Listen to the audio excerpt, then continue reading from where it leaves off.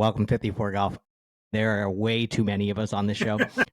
We're in like that dull season of golf where there's like literally not much going on. So for our winter's sake, we're making some fun videos, doing some drafts, some random trivia questions, some fun stuff. So please check out our Instagram. On this episode, we are going to come at the greatest debates on social media around golf accounts. And we're going to start with the hottest one of all, which got our group chat fired up even right before the show.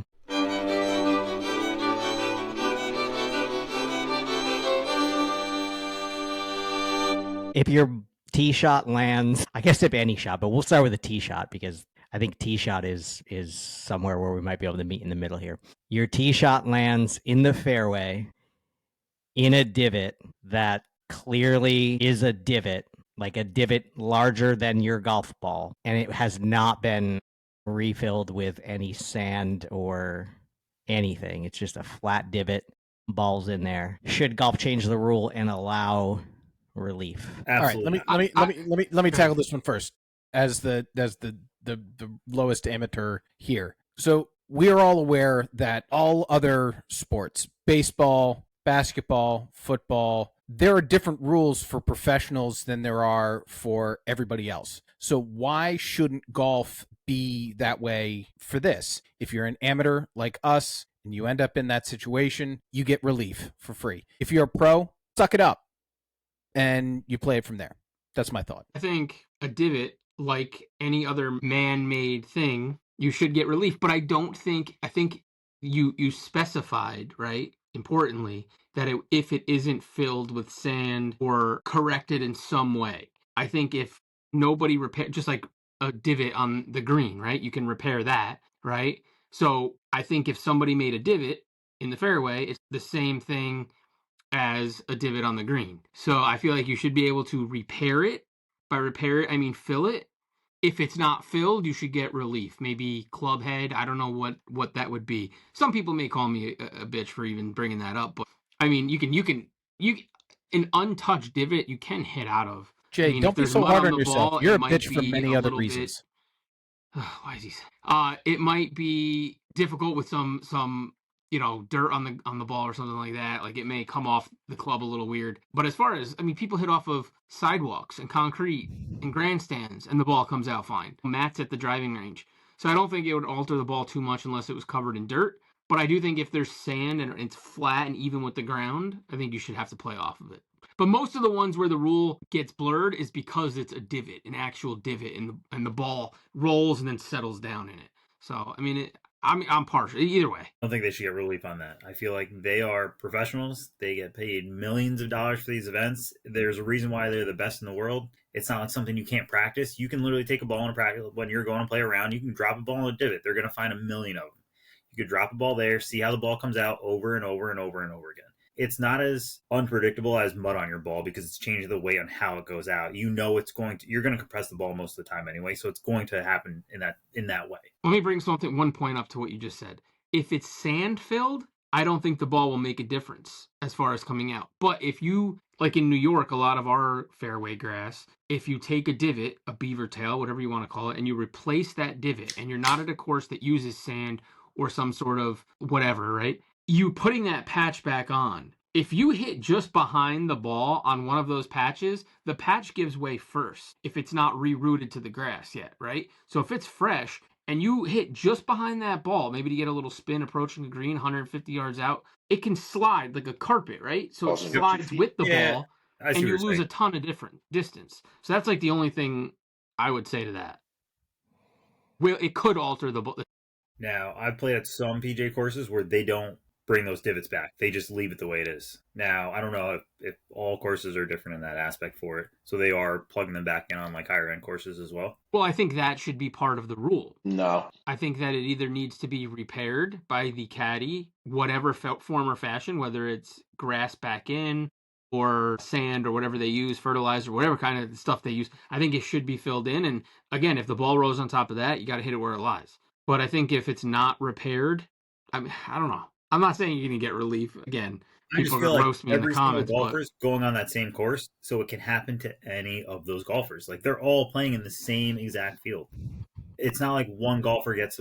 It's where you hit the ball. Like it's I'm just just like if going you off. hit a good shot off the fairway and like there you are. Where if you hit I'm it in the going rough, you off. got to hit it in the rough.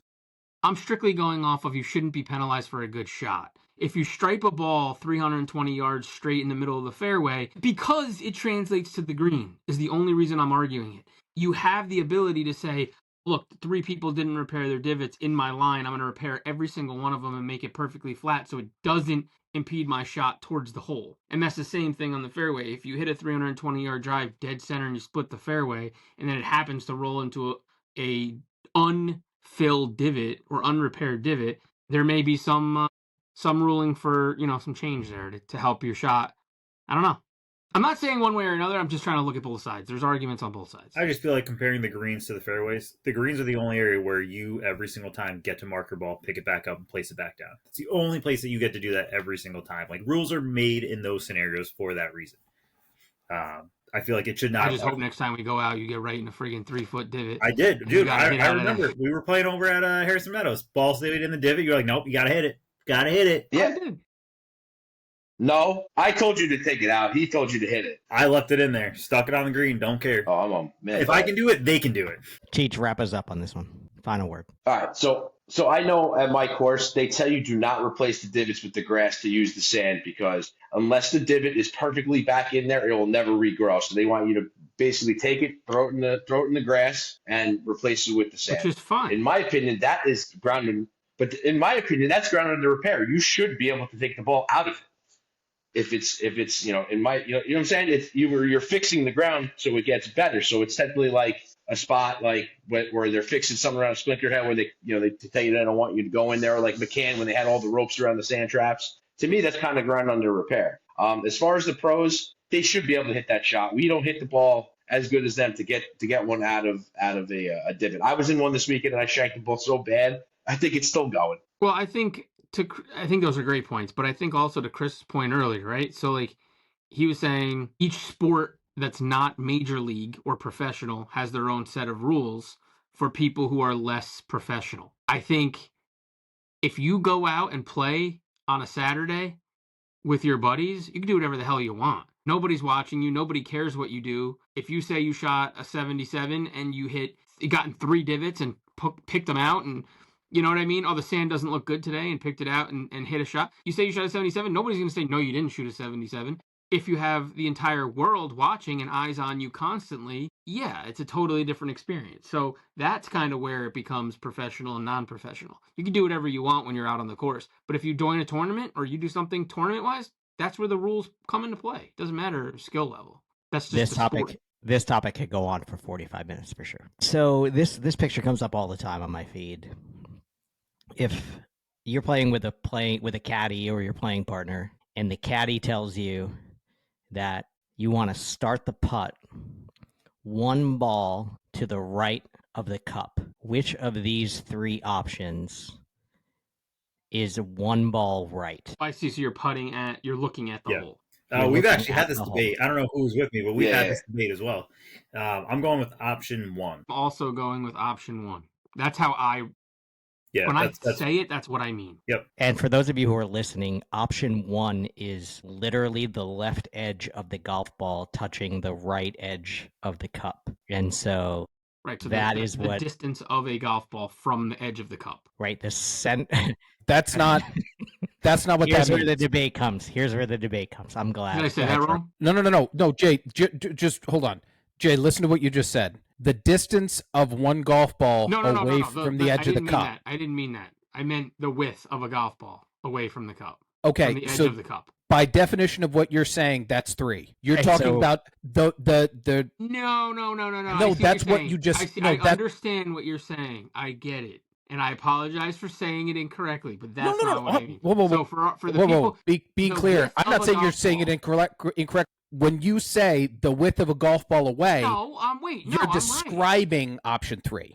No. Yes. Take the ball away. Yes. Take the picture of the ball away. Yes. And you're 1 ball out. You're not hitting it in the middle. You're hitting it. Which golf ball are you targeting? Are you targeting if the caddy says one ball right. You're still sticking with One option ball one? right. I'm hitting it to the right, option one, the right side of that golf ball. Okay, so you're hitting, your target would be then option 3. That's what I'm That's where saying. you want your ball to go, is where option 3 to start. No. Yes, that's what you're saying. I'm saying, so take the golf balls and turn them into targets. This is a better way to do it.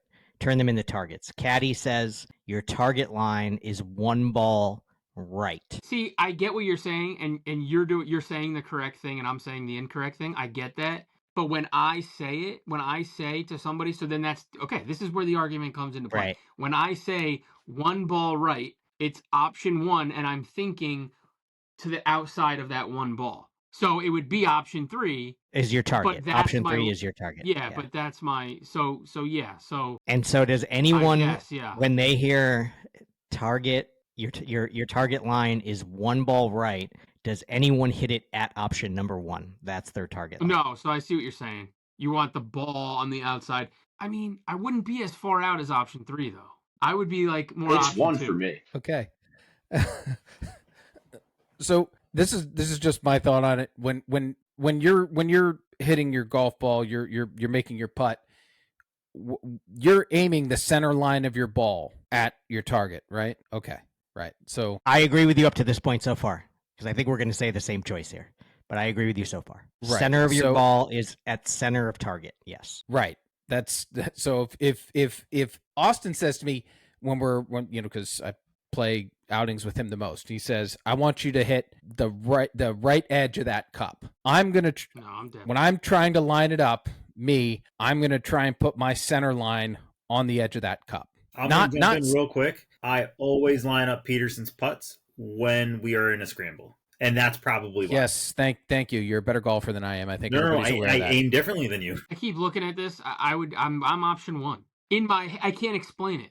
I get the correct way. I get it would be option 3, but my aiming point would be one ball out, which I see that as one ball out, option 1. I will explain it the way that he's trying to go, because that's how I would do it.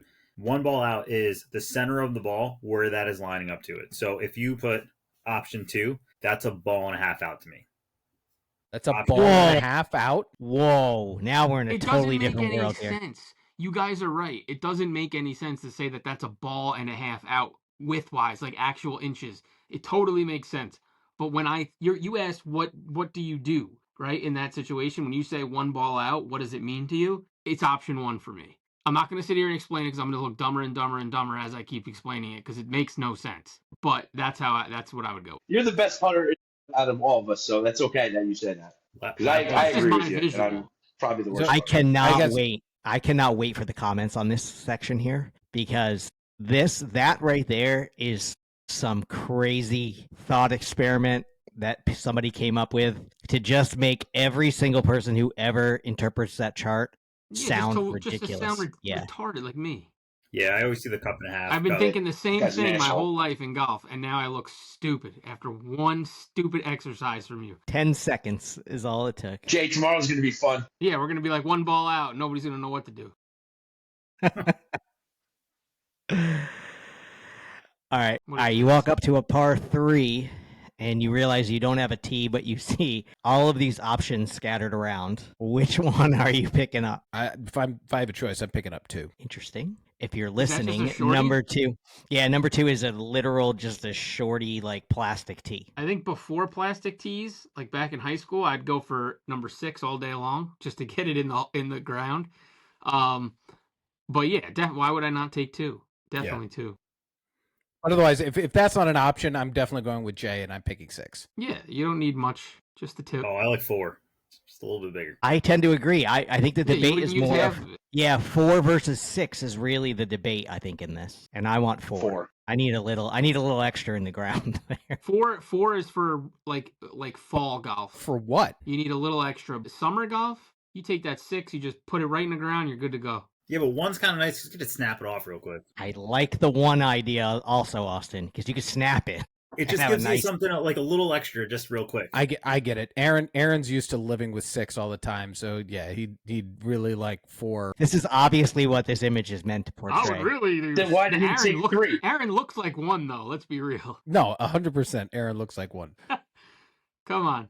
That's a Peroni's tee, baby. 4 and It's got 6 that- and the difference it's between got- Jay's two thumbs. I haven't said one negative thing about you tonight. You just started it. All right. Cool. That's fine. That's fine. That's fine. You know I love you. What other brain busters you got for us? There's a sign on the golf course when you make the turn between 9 and 10.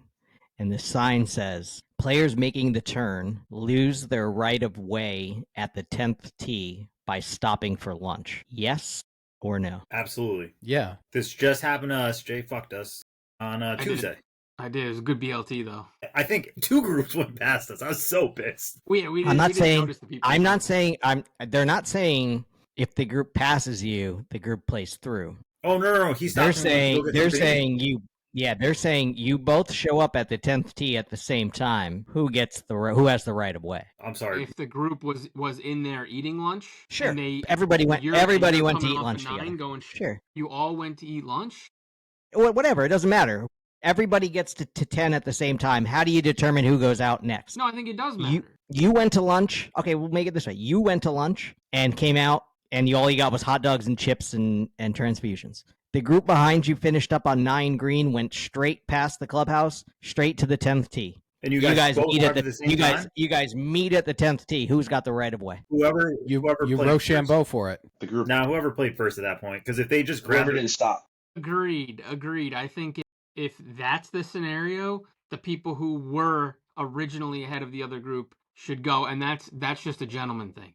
Like, oh, you guys go ahead. You guys are in front of us. Now, without a doubt, the people and who stopped nobody's and got gonna lunch, nobody's gonna argue maybe they're that not if in a they were rush. really at the course. maybe those guys could be like, you know what, we stopped for lunch. We're going to eat it real quick in the cart. You guys go. It's a gentleman's game. And why do you play it? It's okay. Why- You don't anybody have else to have say an you opinion don't on you that? don't you don't have to say anything funny back. Yeah, I want to hear Cheech's opinion on that because Cheech plays more golf than any of us. Well, we at Trump, if you stop at 9 to grab food and the group behind you doesn't stop, we always just let them go. And a lot of times they'll be like, no, just go ahead, just play. We're not in a rush. So it depends on where you are. If you're at a course that's full, most of the time, if you were to stop, you just say you took 5 minutes to get food, and that 5 minutes the other group caught up to you, you should just let them go.